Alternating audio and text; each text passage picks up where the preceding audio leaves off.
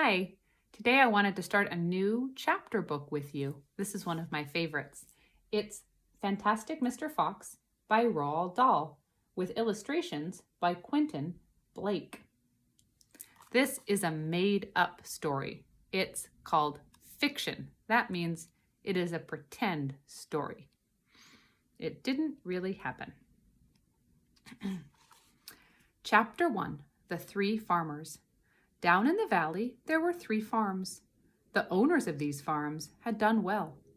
They were rich men. They were also nasty men. All 3 of them were about as nasty and mean as any men you could meet. Their names were Farmer Boggis, Farmer Bunce, and Farmer Bean. Boggis was a chicken farmer. He kept thousands of chickens. He was enormously fat.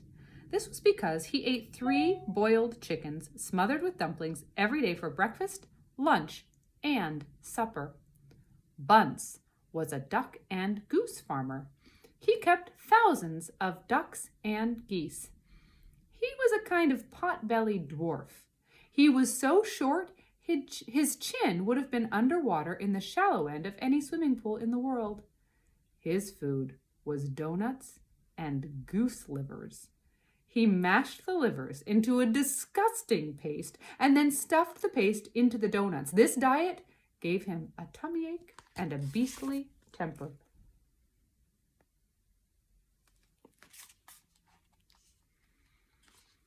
Bean was a turkey and apple farmer. He kept thousands of turkeys in an orchard full of apple trees. He never ate any food at all. Instead, he drank gallons of strong cider, which he made from the apples in his orchard. He was as thin as a pencil and the cleverest of them all.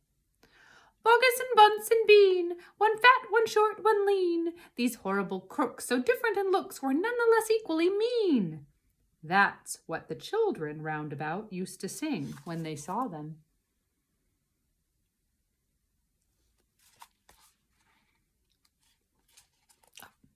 Chapter 2, Mr. Fox. On a hill above the valley there was a wood.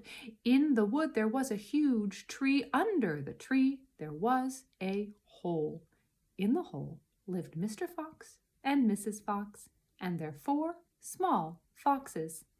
Every evening as soon as it got dark, Mr. Fox would say to Mrs. Fox, "Well, my darling, what shall it be this time? A plump chicken from Boggis, a duck or a goose from Bunce, or a nice turkey from Bean?" And when Mrs. Fox had told him what she wanted, Mr. Fox would creep down into the valley in the darkness of the night and help himself.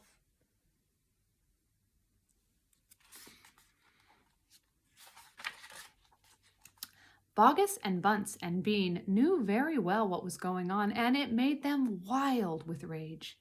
They were not men who liked to give anything away. Less still did they like anything to be stolen from them. So every night each of them would take his shotgun and hide in a dark place somewhere on his own farm, hoping to catch the robber.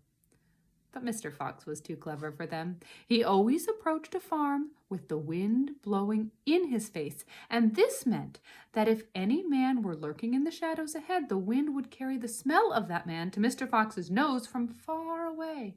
Thus, if Mr. Boggis was hiding behind his chicken house number 1, Mr. Fox would smell him out from 50 yards off and quickly change direction, heading for chicken house number 4 at the other end of the farm. "Dang and blast that lousy beast!" cried Boggis. "I'd like to rip his guts out," said Bunce.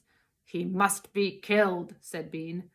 "But how?" said Boggis. "How on earth can we catch the blighter?" Bean picked his nose delicately with a long finger. "I have a plan," he said. "You've never had a decent plan yet," said Bunce. "Be quiet and listen," said Bean. "Tomorrow night we will hide just outside the hole where the fox lives. We will wait there until he comes out. Then, bang! Bang, bang, bang!" "Very clever," said Bunce. "But first we shall have to find the hole." "My dear Bunce, I've already found it," said the crafty Bean. "It's up in the wood on the hill. It's under a huge tree."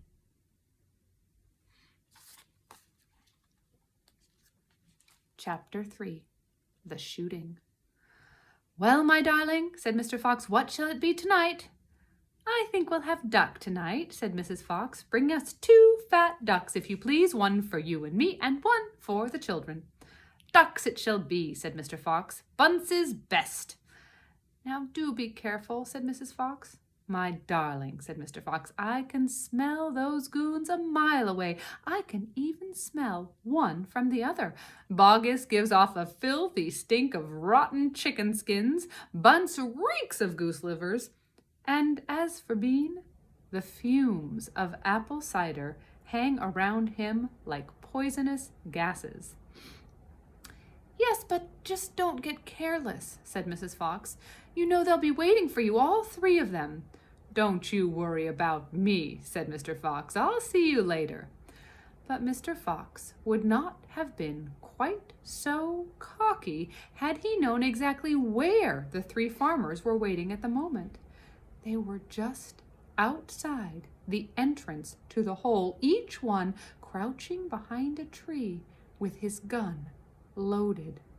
And what's more, they had chosen their positions very carefully, making sure that the wind was not blowing from them towards the fox's hole. In fact, it was blowing in the opposite direction. There was no chance of them being smelled out.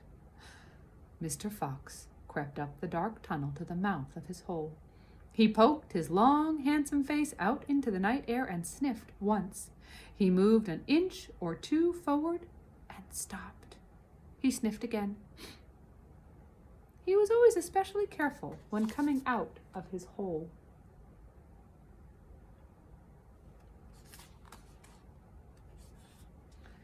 He inched forward a little more. The front half of his body was now in the open. His black nose twitched from side to side, sniffing and sniffing for the scent of danger. He found none, and he was just about to go trotting forward into the wood when he heard, or thought he heard, a tiny noise, a soft, rustling sound, as though someone had moved a foot ever so gently through a patch of dry leaves. Mr. Fox flattened his body against the ground and lay very still. His ears pricked. He waited a long time, but he heard nothing more. It must have been a field mouse, he told himself, or some other small animal. He crept a little further out of the hole, then further still. He was almost right out in the open now. He took a last careful look around. The wood was murky and very still. Somewhere in the sky, the moon was shining. Just then, his sharp night eyes caught a glint of something bright behind a tree not far away. It was a small silver speck of moonlight shining on a polished surface.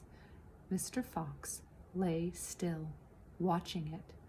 What on earth was it? Now it was moving. It was coming up and up. Great heavens, it was the barrel of a gun, quick as a whip. Mr. Fox jumped back into his hole, and at the same instant the entire wood seemed to explode around him. Bang, bang, bang, bang, bang. The smoke from the 3 guns floated upward in the night air. Boggis and Bunce and Bean came out from behind their trees and walked towards the hole. "Did we get him?" said Bean. One of them shone his flashlight on the hole, and there on the ground, in a circle of light, half in and half out of the hole, lay the poor, tattered, blood-stained remains of a fox's tail. Bean picked it up. "We got the tail, but we missed the fox," he said, tossing the thing away.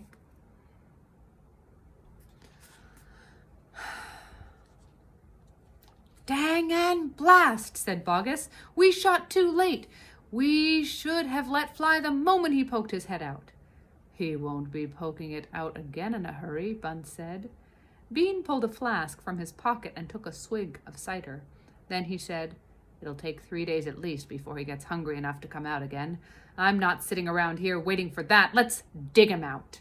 "Ah," said Boggis. "Now you're talking sense. We can dig him out in a couple of hours. We know he's there. I reckon there's a whole family of them down that hole, Bunce said. Then we'll have the lot, said Bean. Get the shovels. Chapter 4. The Terrible Shovels. Down the hole, Mrs. Fox was tenderly licking the stump of Mr. Fox's tail to stop the bleeding. It was the finest tail for miles around, she said between licks. It hurts, said Mr. Fox. I know it does, sweetheart, but it'll soon get better. And it will soon grow again, Dad, said one of the small foxes. It will never grow again, said Mr. Fox. I shall be tailless for the rest of my life. He looked very glum.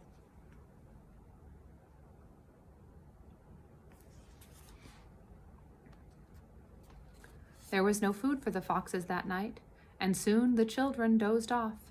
Then Mrs. Fox dozed off, but Mr. Fox couldn't sleep because of the pain in the stump of his tail. Well, he thought, I suppose I'm lucky to be alive at all, and now they've found our hole, we're going to have to move out as soon as possible. We'll never get any peace if we... What was that? He turned his head sharply and listened. The noise he heard now was the most frightening noise a fox can ever hear. The scrape, scrape, scraping of shovels digging into the soil. Wake up, he shouted. They're digging us out. Mrs. Fox was wide awake in 1 second. She sat up, quivering all over. Are you sure that's it? She whispered. I'm positive. Listen. They'll kill my children, cried Mrs. Fox. Never, said Mr. Fox. But darling, they will, sobbed Mrs. Fox. You know they will. Scrunch, scrunch, scrunch went the shovels above their heads. Small stones and bits of earth began falling from the roof of the tunnel. How will they kill us, Mummy? Asked one of the small foxes. His round black eyes were huge with fright. Will there be dogs? He said. Mrs. Fox began to cry. She gathered her 4 children close to her and held them tight. Suddenly there was an especially loud crunch above their heads, and the sharp end of the shovel came right through the ceiling.